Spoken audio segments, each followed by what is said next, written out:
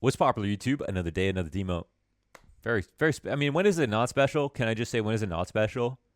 What's the last demo that you hated on this channel? Let me know in the comments below. Can we get 10 likes in this video? Thank you so much. Guys, we're here to watch Device play. Everybody wants this. You know, you guys have sent me FACEIT hunting more than a couple of times now. We watched Zywoo play FACEIT. That delivered tremendously. That was an awesome game to watch. So I did a little bit more hunting. Everyone said, what's Device up to? And I said, hey, give this man some space. You know, he's on a break. You know, whatever. I go look at his FACEIT, and he has been playing quite a bit. Quite a bit. And I'm not here to add on to more pressure towards Device to come back to CS. I just wanted to take a look, and I did the due diligence of watching a bunch of games, even some of his last matches in 2021 with NIP, to make the most of this demo, to just see, what like how he's approaching the game, how he looks in terms of his form. And I got to say, he's looking really good. I picked a game where he kind of just got like 24, 25 kills, but lots of impact, some meaty rounds in here. He was on the op for most of it, and this is good. It's actually kind of a short demo, but I thought it was solid. So I hope you enjoy it. Let me go ahead. Actually, sorry, I'm kind of anxious right now because I'm recording this in the hotel using my iPad as a second monitor, and I'm afraid that everything is going to break. But I think we're okay. This is the game that I went to go watch. We can look at the FACEIT games that he's been playing. He has been playing, a relative amount. He played, I think it's like 60 pugs back in June. And so, a man is allowed to play FACEIT, right? But there has been a report recently that he's looking for a team outside of NIP. Oh, actually, that's something to talk about because people want to know what's the moral judgment here. Okay, Device, he played on NIP. They paid $1 million for him. And now he's not even going to play for their team. Does this man have no honor? And I actually might have a different opinion to the masses on this, unfortunately. Sorry to disappoint you, but my stance on this kind of thing is that, you get one career and you have a contract, and provided that you work within the bounds of the law and that contract, I think your number one priority should be to think about what's best for you in your career and what you want to do. And I think that goes for orgs as much as players in my books. Like when I talked about this, I'm trying to be consistent here. I talked about this with Dagster and OG. Yes, I feel bad for Montu, but at the same time, if OG felt like it was the best decision for the team, that's all that matters, in my opinion. In my opinion. If you disagree, I completely understand. I can see why you would think, he should try to play with NIP. I don't think, in my opinion, you don't owe anybody nothing. So as long as it's within the rules and whatever, go for it. You don't have, no tomorrow is promised. As tomorrow's never promised, something like that. He is born in 95, 2 sensitivity, 1280 by 960, GOAT res. We watch it on stretched because he plays on stretched. And yeah, I think he used to play 1024 black bars. We're watching a FACEIT game. Very enjoyable. A couple of good mini-map segments. Let's waste no more time. And excuse me for going on a little bit of a rant in the beginning about why Device... I'm trying to change some of the narrative around Device and his career, okay? I go into that. I get impassioned a little bit in the beginning. I'm sorry. Okay, let's hop in. All right, as you can see by the knife stabs that this is FACEIT and not matchmaking. Yes, Device. He is currently not a pro player, but... look at him go. He still got it. He's like, he's exactly like Tom Cruise. I mean, he looks like Tom Cruise, and it's kind of like Tom Cruise in the new Top Gun. If you haven't watched it, A+ film. Not a movie, a film. You've got to see it. There's a scene where he's on the beach with a bunch of the younger cadets, and he's like, nah, I'm still the Maverick. I'm still going to fly the plane. And they're like, nah, man, you're too old. And he takes off his shirt, and he has more abs than all of them combined. He's glistening on the sandy beach, wherever the hell it was. Highly recommend watching that. But unlike Tom Cruise, Device is far from old, Device, born in 95, that makes him 26, 27 years old. And he maybe has played the best years of CS in his life. I mean, you could potentially argue that. But he's also set every record, broke every record, and been a top 5 player pretty much every single year he was active. And that's actually kind of a focus for me in this demo. So there are some players that I'm worried about when, they take a break and if they come back, maybe they'll be good, maybe they're not. And it's not because they're not good players, but it's because everyone's really good and everyone's trying really hard, and just catching up can be difficult, you know? So that's kind of the only reason. Device is not one of the players I put in that box, you know? Device is in the ZywOo simple box that I don't care what they do, what happens to them. If they want to take a break and come back, I'm always going to assume they'll be just fine and be good or whatever. They've transcended the game in some sense, right? They beat the game is the way that I like to put it, you know? You're in that echelon of Counter-Strike where no one really can touch your career. That's where these guys are at. So I think one thing I'd like to dispel first, you know, since I've got your attention, there's a myth that Device is a system player and that he was carried, and that without Astralis, he would have never been good. This is not true. The numbers show this. The first thing is that Device, before Astralis, was still a top 5 player. How do you explain that? That's right. Before he even played with Glaive, he was a top player, top 5 player, and a top 20 player for 3 years. Top 5 for 2 of those 3 years. So Device is one of those guys in Denmark that even when everybody else was bad or still just coming up, or, you know, the Zip, Dupree, and Device core were still kind of making a name for themselves, he was still always the best player on the team. So on an individual level, you know, if it wasn't for a player named Simple, Device would probably be the #1 player in the game. It's kind of hard to make an argument for anyone else, right?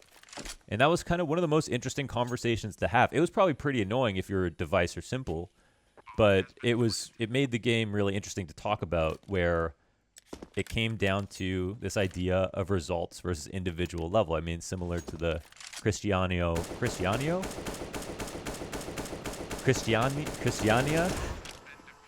the Freetown versus Messi debate, the debate that never ends, right?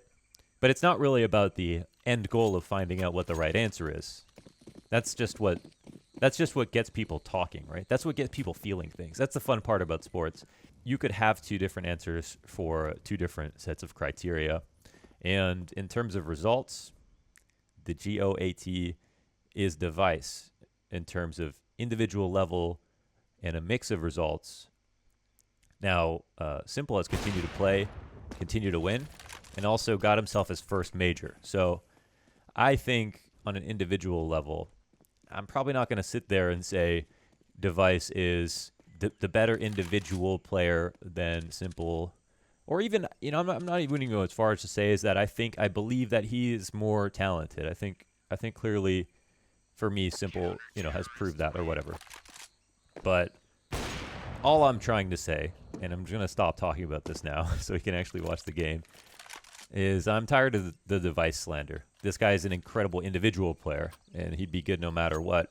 This last year, he played on NIP. I believe he got top 9 on HLTV. That was a step down compared to his last few years. And then, he kind of retired. Wow, that's a great shot from Device here. One thing I noticed watching some of his games on CT side was that he didn't op very much. He was actually rifling a ton. And even in some of his last matches, when he was playing on the CT side, he was rifling a lot. God, I went on forever about the GOAT debate. I didn't think I was going to actually start there. I'm really sorry about that.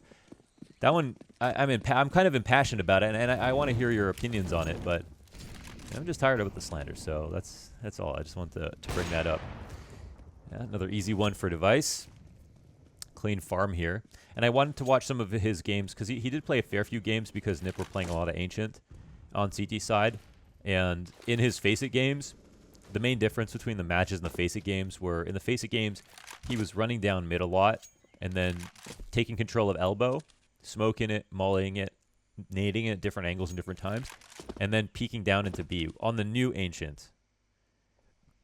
So here, of course, and then the idea is to punish outside of the B site by taking mid control, because when you throw the nades into elbow, if people don't come in, try to boost or counter that aggression, or, you know, do the config play and run through it, then you're going to have a situation where it's too easy for the CTs, basically. When they jump up on the boxes and look down the back of B and they have a banana push at the exact same time. So in the matches that I watch with Device, and the difference between the matches and FACEIT, which is a question that a lot of people have, the main thing that I know is specifically about the way he's playing the map is, first of all, he's spending a lot of time in mid.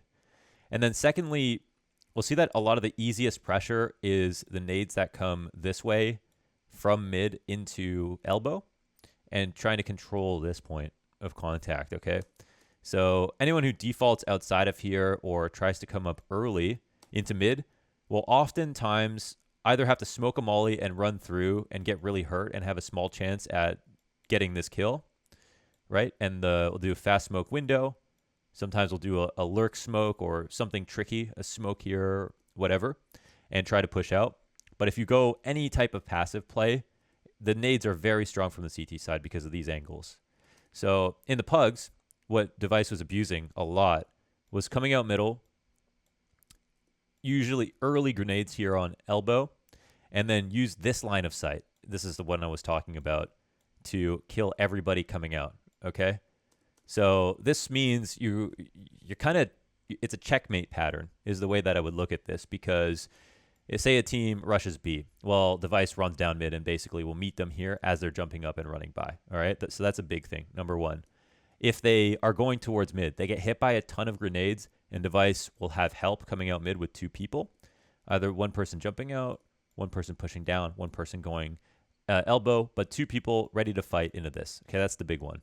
And then the other thing is that you have two people in mid. So the last area, there always has to be some weak point if you use resources in one area, naturally. And that's something people should think about when they play.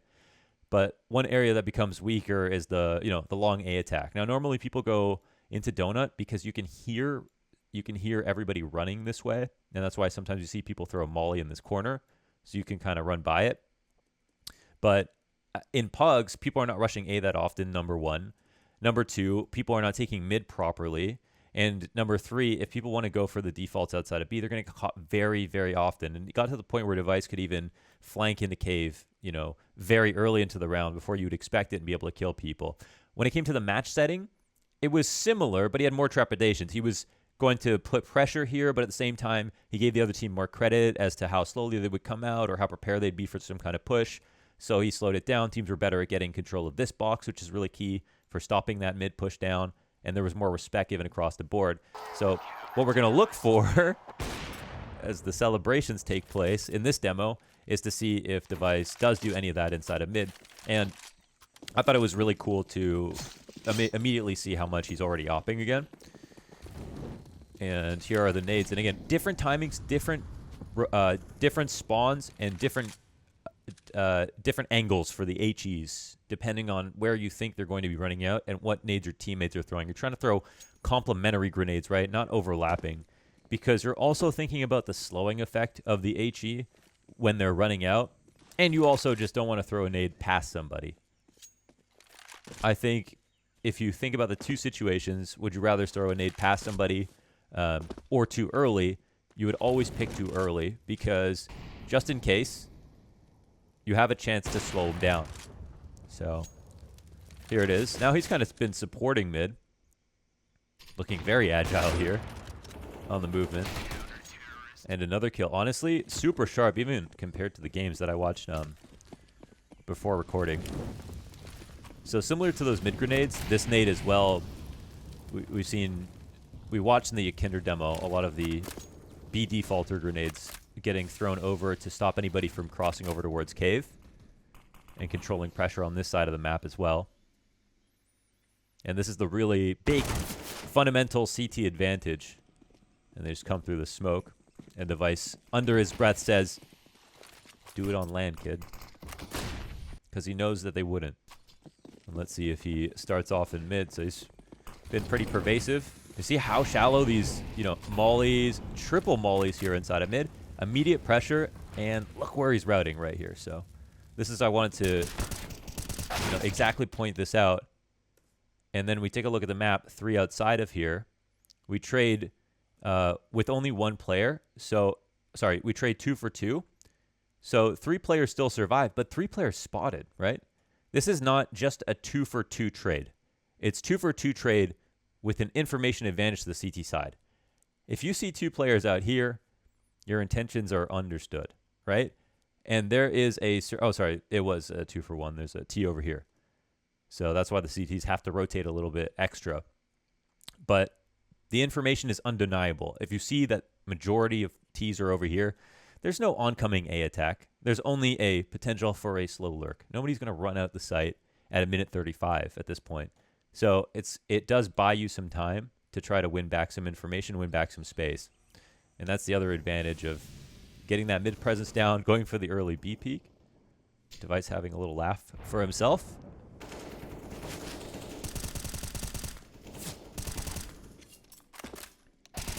Oh, he hit him, yeah. Oh, maybe there was a... There we go. I gotta learn some... I know how to say... Voor our toilette.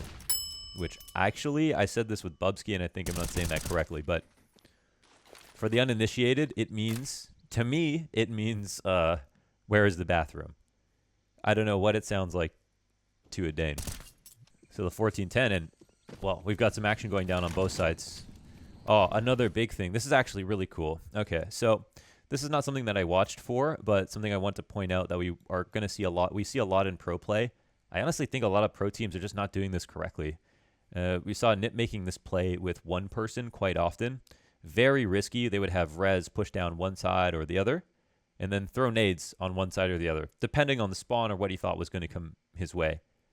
And the problem with that is because of the way that the flow of traffic is here for the T side, and the fact that they can come up one side and it's unclear to somebody standing here if they're going to be here, it's important to watch this, right? I think Christu in this spot is not totally safe depending on the timing. So double pushing, basically, in short, double pushing A, I think, is just the best way, the safest way.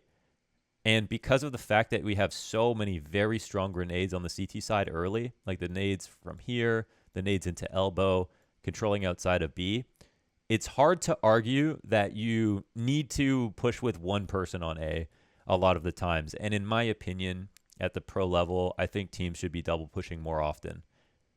Doesn't mean you do it every time, but again, that's just how I feel. So I like this push right here, and we're going to see Device's job right now is just to support Christu in this engagement.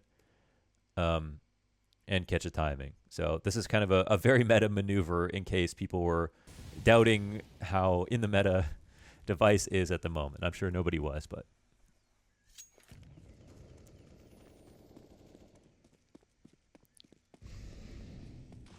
So, and the reason he can leave is because there's a point at which it's totally fine. I mean, there's a very slim chance the guy is standing in the wall between Christu and Device, and he's made sure Christu can't get flanked, and Christu didn't see anything. So he's good to go. Also a 4v2 situation.